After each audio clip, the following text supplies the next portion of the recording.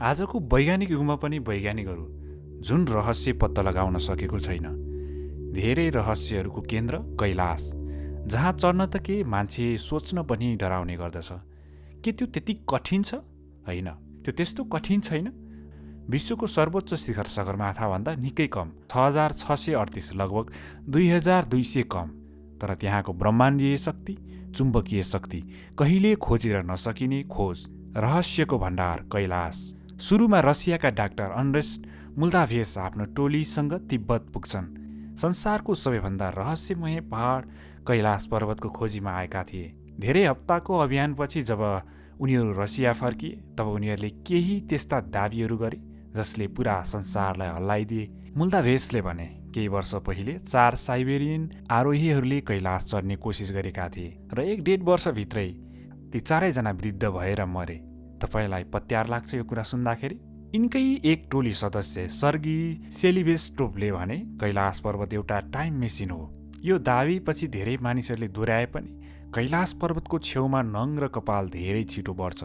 Doctor मुल्दासेवले त त्यहाँसम्म भने कि कैलाश वास्तवमै भित्रबाट खोक्रो छ र त्यसको भित्री धेरै गुफाहरू छन् जसमा प्राचीन पौराणिक सभ्यताका मानिसहरू समाधिमा छन्। यी दावीहरू यति भाइरल भए कि आज पनि इन्टरनेटमा यदि तपाईँले माउन्ट कैलाश खोज्नुभयो भने यी कथाहरू सबैभन्दा पहिले अगाडि आउँछ। तर आखिरमा यी दावीहरूमा कतिको सत्यता छ? कि कैलाशको छेउमा साँच्चै समयले अलग तरिकाले व्यवहार गर्छ? आखिर के कारण छ जब माउन्ट एभरेस्ट जस्तो संसारकै सबैभन्दा अग्लो पहाडमा हजारौं मानिसहरू चढिसकेका छन्, तर कैलाश पर्वतमा आजसम्म पनि कुनै पनि मानिस चढ्न सकेको छैन? आउनुहोस् बुझौँ कैलाश पर्वतको त्यो रहस्यलाई। नक्सामा तपाईँले देख्नुहुन्छ यो नेपालको नक्साबाट करिब 90 किलोमिटर टाढा नेपालको हुम्ला जिल्ला हिल्सा भन्ने ठाउँबाट यो कैलाश प्रष्ट देख्न सकिन्छ। यसको उचाइ करिब 6638 मिटर छ, जुन माउन्ट एभरेस्टको उचाइभन्दा करिब 2200 मिटर कम छ। तर अनौठो कुरा के छ भने यसको आकार हो, जुन ठ्याक्कै एउटा पिरामिड जस्तो देखिन्छ। त्यसको भिजालोपन यति धेरै छ कि पहाडको एउटा ठूलो हिस्सा त हिउँ पनि अडिन पाउँदैन। तर सबैभन्दा विशेष कुरा यसको धार्मिक महत्त्व छ। 4 अलग अलग धर्महरू, हिन्दू, बौद्ध, जैन र बोन, कैलाश पर्वतलाई पवित्र मान्छन् र यीमध्ये कसैको भनाइ छ कि यो ब्रह्माण्डको केन्द्र हो। यी 4 धर्मका मानिसहरू हजारौं वर्षदेखि कैलाश पर्वतको परिक्रमा गर्दै आइरहेका छन्, जुन पवित्र बाटो छ। यो पर्वतको वरिपरि घुम्ने बाटो करिब 42 किलोमिटर रहेको छ। हिन्दू र बौद्धहरू क्लकवाइज घडीको सुई घुम्ने दिशामा परिक्रमा गर्छन् भने जैन र बोन धर्मका अनुयायीहरू एन्टी क्लकवाइज। हिन्दू धर्ममा कैलाश यो पर्वत हो जसमा भगवान शिव आफ्नी पत्नी पार्वतीसँग बस्नुहुन्छ र सबैभन्दा प्रसिद्ध हिन्दू कथा हो रावणको कथा। आफ्नो शक्तिको अहंकारमा चुर रावणले एकपटक कैलाश पर्वतलाई भगवान शिव र माता पार्वती सहित उठाएर लङ्का लैजाने सोच्यो। जब रावणले कैलाशलाई उठाउन लाग्यो तब भगवान शिवले मात्र आफ्नो खुट्टाको एउटा बुढी औँलाले थिच्नुभयो र रावण हजारौं वर्षका लागि पहाड मुनि फस्यो। हिन्दूहरू जस्तै बौद्ध धर्महरू पनि मान्छन् कि कैलाश पर्वत बौद्ध देवता चक्रसम्बर आफ्नी पत्नी वज्रबाराहीसँग ध्यान गर्नुहुन्छ। त्यसै गरी जैन धर्ममा कैलाश अष्टपद भनिन्छ, जहाँ प्रथम तीर्थाङ्कर ऋषभदेवले लाखौं वर्ष तपस्या गरेर मोक्ष प्राप्त गरे। त्यसै गरी बोन धर्म, जसको बारेमा तपाईँहरूमध्ये धेरैजनालाई थाहा नहुन सक्छ किनकि यो तिब्बतको प्री बुद्धिज्म इन्डिजिनियस बुद्ध धर्म आउनु अघिको स्थानीय धर्म हो। यसमा मानिन्छ कि कैलाश त्यो धुरी हो जहाँ स्वर्ग र पृथ्वी मिल्छन्। सोचेर हेर्नुहोस् त, जहाँ 4 अलग अलग धर्म सबैको कैलाशलाई लिएर एउटै सोच छ कि त्यो पवित्र छ र त्यहाँ देवी देवता बस्छ। कैलाश बाहेक पुरा संसारमा एउटा मात्र अरू यस्तो पहाड छ जुन 4 धर्ममा पुजिन्छ। त्यो हो श्रीलङ्काको श्रीपाद अर्थात् एडम्स पिक। यो एडम्स पिक पनि धेरै अनौठो छ। यसको फोटो हेर्नुहोस् त। यसको धार्मिक महत्त्व हिन्दू, बौद्ध, इस्लाम, क्रिश्चियन धर्ममा देखिन्छ। यस पहाडको माथि एउटा ठूलो पाइला जस्तो बनावट छ ढुङ्गाको, जसलाई 4 अलग अलग धर्मका मानिसले अलग अलग व्याख्या गरेको छ। कैलाश पर्वतलाई हिमालको सबैभन्दा पुरानो पहाड भनिन्छ, तर यो सत्य होइन। हिमालका पहाडहरू जस्तो कि तपाईँलाई थाहा नै होला, इन्डियन र युरेसियन प्लेटको टक्करबाट लगभग 5 करोड वर्ष पहिले बन्न सुरु भएका थिए, जबकि कैलाश पर्वत जसको लगभग 1 करोड वर्षपछि मात्र 4 करोड वर्ष पहिले बन्न सुरु भएको थियो। त्यस पहाडलाई यदि तपाईँले स्याटेलाइट भ्यूबाट हेर्नुभयो भने तपाईँलाई यसको छेउमा 2वटा तालहरू पनि देख्न सक्नुहुन्छ। एउटा हो मानसरोवर ताल र अर्को हो राक्षस ताल। यी दुवै तालहरू एक अर्काको छेउमा छन्। दुवैको बीचमा मात्र 3 देखि 5 किलोमिटरको दूरी छ। र वरिपरिको वातावरण पनि बिल्कुलै उस्तै छ। तर अचम्मको कुरा यो छ कि मानसरोवर तालको पानी शुद्ध छ, जसलाई पिउन सकिन्छ, जसमा माछाहरू बिरुवाहरू पनि छन्। तर अर्कोतर्फ राक्षस तालको पानी नुनिलो छ, जसमा धेरै नुन छ, जसलाई पिउन सकिँदैन र जसको वरपर केही उम्रदैन। त्यो वास्तवमै एउटा प्राकृतिक आश्चर्य हो साथीहरू। दुईटा ताल एक अर्काको छेउमा एउटै ठाउँमा, तर एउटाको पानी नुनिलो र अर्कोको पानी ताजा छ। यस्तो कसरी हुन सक्छ? यसको कुरा भिडियोमा अगाडि गरौँला। तर मानिसहरूको विश्वास छ कि मानसरोवर ताल देवताहरूले नुहाएको ठाउँ हो र राक्षस ताल भनिन्छ, जहाँ रावणले राक्षस तालमै भगवान शिवलाई खुसी पार्न तपस्या गरेका थिए। तर सबैभन्दा महत्त्वपूर्ण कुरा यो छ कि 4 प्रमुख एसियाली नदीहरू इन्डस, सिन्धु, सतजुल, ब्रह्मपुत्र र कर्णाली, जुन गङ्गामा गएर मिसिन्छ, नेपालमा बग्ने, यी सबै माउन्ट कैलाशको आसपासबाट उत्पत्ति हुन्छन्। यी नदीहरूले करोडौँ मानिसलाई पानी दिन्छ। एक वैज्ञानिक दृष्टिकोणबाट यो कुरा पनि धेरै असाधारण छ। एउटै माउन्ट रेन्जको छेउमा मात्र यस एउटा पहाडको नजिक यति धेरै ठुला नदीहरू निस्किन्छन्। तर कुरा यहाँ सकिँदैन। मैले भनेको थिएँ यस पहाडको आकार पनि धेरै विशेष छ। कैलाश पर्वत झन्डै एउटा पर्फेक्ट पिरामिड आकार छ, जसका 4वटा मोडाहरू छन्, उत्तर, दक्षिण, पूर्व, पश्चिम, जुन चारै दिशा पंक्तिबद्ध छन्। यस्तो एउटा प्राकृतिक पहाड हुनु धेरै दुर्लभ कुरा हो। यति दुर्लभ भएकै कारण कैलाशलाई लिएर धेरै कुराहरू भनिन्छ। यही पिरामिड जस्तो आकारलाई लिएर डाक्टर मुल्दाभेसले भनेका थिए कि यो आर्टिफिसियल कन्स्ट्रक्टेड, कृत्रिम रूपमा निर्मित पिरामिड हो, अर्थात् यसलाई कुनै प्राचीन सभ्यताले बनाएको थियो जुन धेरै विकसित थियो र बाँकी संसारका पिरामिडहरूसँग यो सिधै जोडिएको छ। केही मानिसहरू त यो पनि भन्छ कि कैलाश पर्वतमुनि साम्बाला जस्ता पौराणिक सहरहरू छन् र कैलाशले यिनलाई लुकाएर राख्छ। यद्यपि सबैभन्दा लोकप्रिय दाबी जुन छ हो टाइम्स डाइलेसनलाई लिएर, जसको कुरा मैले भिडियोको सुरुमा पनि गरेको थियो। भनिन्छ कि कैलाशको छेउमा समय धेरै फरक तरिकाले चल्छ र जुन कुराहरू हुन हप्तौं लाग्छ ती केही घन्टामै हुन थाल्छ। घन्टौंमा कपाल र नङहरू यति ठुला र लामा हुन्छन् जति सामान्यतया 2 हप्तामा बढ्छ। सुन्नुहोस्, जगी वासुदेव सद्गुरुले सम्म भनेका थिए कि कैलाशमा 2.5 घन्टा बिताएपछि उनको समय 2 वर्ष कम भयो। सद्गुरुको भनाइ सुन्नुहोस्, I was almost 10 to 15 years younger than what I was at that moment. People around me will vouch for it, how suddenly I'm a different man.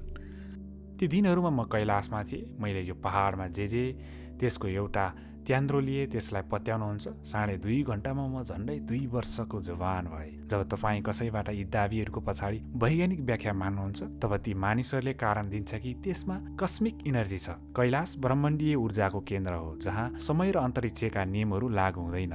केही मानिसहरू त यो पनि भन्छन् कि कैलाश वास्तवमै अर्को संसार आयाममा जाने गुप्त द्वार हो र त्यसै कारणले समय त्यहाँ धेरै फरक तरिकाले व्यवहार गर्छ।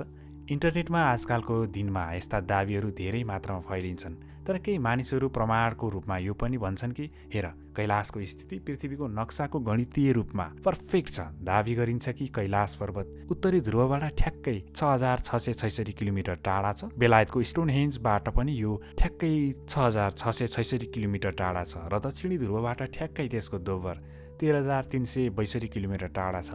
यी नम्बरहरू देखेर मानिसहरूलाई लाग्छ कि केही त फरक छ यस पर्वतको बारेमा। त्यसैले यो कुरा संयोग जस्तो लाग्दैन। लाग्छ कि कसैले कैलाश पर्वतलाई एक्सिस मुन्डी पनि भनिन्छ कि यो पुरै पृथ्वी सौर्यमण्डलमा एकनासले घुमिरहेको छ, यता वा उता किन ढल्किरहेको छैन। मानिन्छ कि कैलाश पर्वत यो धुरी हो जसले पृथ्वीलाई सन्तुलनमा राखिरहेको छ। र यो रहस्य अझ बढी गहिरो हुन्छ जब तपाईँ यो कुरालाई हेर्नुहुन्छ कि यस पर्वतमा आजसम्म कोही चढ्न सकेको छैन। माउन्ट एभरेस्टको उचाइभन्दा कैलाश पर्वत 2200 मिटर सानो छ। सबैभन्दा अग्ला 7000 मिटरभन्दा बढीका पहाडहरू छन् जसमा मानिसहरू चढिसकेका छन्, तर यस पहाडमा कोही पनि चढेका छैनन्। आजसम्म आखिर के कारण छ यसको पछाडि? दाबी गरिन्छ कि कैलाशमा जोसुकैले चढ्ने कोसिस गर्छ उसलाई कुनै न कुनै कारणले रोकिन्छ। मानिसहरूको टाउकोमा अचानक कडा दुखाइ हुन थाल्छ, दिशाभ्रम हुन्छ वा अचानक मौसम बिग्रन्छ, कडा हिमपात हुन थाल्छ, हिउँको आँधी आउँछ। मानिसहरूको भनाइ छ कि यहाँ कुनै अदृश्य शक्ति छ जसले एउटा निश्चित बिन्दुभन्दा माथि कसैलाई जान दिँदैन। आउनुहोस् यसको पछाडिको मुख्य कुरा जानौँ। सन् 1926मा बेलायती अन्वेषक ह्युज रटजेलले कैलाशमा चढ्ने कोसिस गरेका थिए। उनले त्यति बेला यसलाई देखेर भनेका थिए कि यो अनक्लाइमेट पूर्ण रूपमा चढ्न नसकिनेछ। उनले लेखे कि यसको उत्तर मोडा लगभग 80 डिग्रीको कोणमा छ र यति धेरै भिरालो छ कि यसमा हिउँ पनि अडिन सकिँदैन। जब उनले चढ्ने कोसिस गरे तब उनी कैलाशमा 5800 मिटरको उचाइसम्म पुग्न सफल भएका थिए, तर त्योभन्दा अगाडि बढ्न सकेन। कारण थियो कैलाश बादलले घेरिएको थियो। ह्युजसँग एक बेलायती भारतीय सेना कर्नल आरसी विल्सन आएका थिए, जसले दक्षिणतर्फबाट चढ्ने कोसिस गरे र एउटा सानो बाटो फेला पारे जसबाट माउन्ट कैलाशको चुचुरोमा चढ्न सकिन्थ्यो। त्यो बाटो देखेर उनको शेर्पाले भने, साहब, हामी यहाँ चढ्न सक्छौँ। तर जब विल्सनले चढ्ने कोसिस गरे तब उनी पनि त्यहाँ चढ्न सकेन। उनले पाइला राख्ने बित्तिकै ढुङ्गाहरू हल्लिए। अचानक मौसम खराब भयो। अचानक हिमपात हुन थाल्यो र विल्सनको टाउकोमाथि तीव्र गतिमा बिजुली चम्किरह्यो। तर यसको पछाडि कुनै सुपर नेचुरल अलौकिक शक्ति थिएन, मात्र प्रकृति थियो। त्यो कुरा साँचो हो र शारीरिक चुनौतीका कारण त्यस पहाड चढ्न पाउनु धेरै गाह्रो छ, तर असम्भव छैन। कसैले पनि यो पहाडमाथि चढ्न नसक्नुको पछाडि वास्तविक कारण यसको धार्मिक महत्त्व हो। सन् 1980 मा इटलीका रेनहोल्ड मेसनलाई चिनिया सरकारले कैलाश पर्वत चढ्न प्रस्ताव दिएको थियो। रेनहोल्डलाई संसारको महान पर्वतारोही भनिन्छ। उनी 8000 मिटरभन्दा अग्ला संसारका सबै पहाड चढ्ने पहिलो व्यक्ति हुन्। माउन्ट एभरेस्टमा पनि उनी त्यस जमानामा अक्सिजन बिना नै चढेका थिए, जब यसो गर्नु असम्भव मानिन्छ। तसर्थ यदि कोही कैलाश पर्वत चढ्नका लागि सबैभन्दा योग्य थियो भने त्यही मानिस थिए। तर जब चिनिया सरकारको प्रस्ताव उनी कहाँ गयो, तब उनका साथी पर्वतारोहीले उनीसँग भने, ढुङ्गा बनेका देवताको शरीरमा कसैले पनि आफ्नो हिमाल चढ्ने जुत्ताले कुल्चिन हुँदैन। रेनहोल्डले बुझेर उनले त्यो पहाड चढ्न अस्वीकार गरे। पछि उनले भने त्यसमा चढ्नु भनेको मानिसहरूको आत्मालाई जित्नु जस्तै हुनेछ र उनले सुझाव दिए कि यदि कसैले पहाड नै चढ्नु छ भने त्योभन्दा अरू कुनै कठिन पहाडमा चढियोस्। त्यसै गरी बेलायती अल्पाइन क्लबका अध्यक्ष रहेका डग स्टकको पनि कैलाश पर्वतलाई लिएर भनाइ थियो कि त्यो कुनै धेरै कठिन पहाड होइन, तर कैलाशमा चढ्ने बारे सोच्नु पनि त्यो चिजलाई अपमान गर्नु हुनेछ जसलाई मानिसहरू पवित्र मान्छन्। सन् 2001 मा स्पेनिस पर्वतारोही जिसस मार्टिनेज नोभासलाई चीनबाट कैलाश क्लाइम्ब गर्ने अनुमति मिलेको थियो, तर त्यो कुरालाई लिएर यति धेरै विरोध भयो कि नोभासले आफ्नो अभियान रद्द गरे र चिनिया सरकारले अन्तर्राष्ट्रिय दबावका कारण कैलाशमा पर्वतारोहण स्थायी प्रतिबन्ध लगाइदियो। तपाईँले सही सुन्नुभयो। सन् 2001 पछि त्यो पहाड चढ्न कानुनी रूपमा पनि अनुमति छैन। इतिहासमा मात्र एक मानिस छन् जो कैलाश पर्वत चढ्न सकेका छन् र उनी पनि बौद्ध पौराणिक पात्र हुन्, मिलारेप्पा। भनिन्छ कि मिलारेप्पा बोन धर्मका गुरु बोनचुङसँग कैलाश पर्वतमा अधिकारलाई लिएर बहस भयो। तय भयो कि दुईमध्ये जो कैलाश पर्वतमा पुग्छ कैलाश उसैको हुनेछ। जब दौड सुरु भयो, नरोबोनचुङ तीव्र गतिमा पर्वतमा चढ्नका लागि लागे। त्यसको चुचुरोको नजिक थिए, तर मिलारेप्पा ध्यानमै बसिरहे। तर फेरि एक बिहानै सूर्यको एउटा किरणमा बसेर मिलारेप्पा कैलाश पर्वतको चुचुरोमा पुगे र दौड जिते। यो वास्तविक इतिहास होइन, यो 11औं शताब्दीको एउटा पौराणिक कथा हो। पवित्र मानिने बाँकी पहाडलाई लिएर पनि पर्वतारोहीहरूको यही सोच रहेको छ। कैलाश पर्वत जस्तै तिब्बतको खावा कार्पो पर्वतमा पनि चढ्न सकिँदैन। यो 6740 मिटर अग्लो छ। यसको पछाडिको कारण हो खावा कार्पोलाई बौद्ध धर्ममा धेरै पवित्र मानिन्छ र त्यसमा चढ्नु तिब्बती समुदायको नजरमा घोर अपमान बराबर हो। त्यसै गरी भुटानमा 7570 मिटर अग्लो पहाड छ, गङखार पुयेन्सुम। यो संसारमा सबैभन्दा अग्लो पहाड हो जसमा कोही चढ्न सकेका छैनन् र यसको पछाडिको कारण हो स्थानीय धार्मिक सम्मान। सन् 2003 पछि भुटानले यस पहाडमा चढ्न आधिकारिक रूपमा प्रतिबन्ध लगाएको छ। जस्तै धार्मिक आस्थाकै कारण चढ्न प्रतिबन्धित नेपालमा पनि मुख्य हिमालहरू छन्। माछापुच्छ्रे 6993 मिटर, स्थान कास्की जिल्ला पोखरा नजिक। हिन्दू धर्म अनुसार यो भगवान शिवको वासस्थान मानिन्छ, त्यसैले नेपाल सरकारले चढ्न अनुमति दिँदैन। खुम्बु उचाइ 5761 मिटर, स्थान सोलुखुम्बु नाम्चे बजारमाथि। कारण शेर्पा समुदायले यसलाई खुम्बु क्षेत्रको देवता मान्छ, त्यसैले यो हिमाल कहिले चढिएको छैन। जस्तै गौरीशङ्कर गणेश हिमाल पनि पहिला चढ्न प्रतिबन्ध थियो, तर अहिले विशेष अनुमति लिएर यो हिमाल चढ्न पाइन्छ। दोस्रो दावी कैलाशको पिरामिड जस्तो आकार। यो कुरा साँचो हो। प्राकृतिक यस्तो आकार बन्नु धेरै दुर्लभ छ।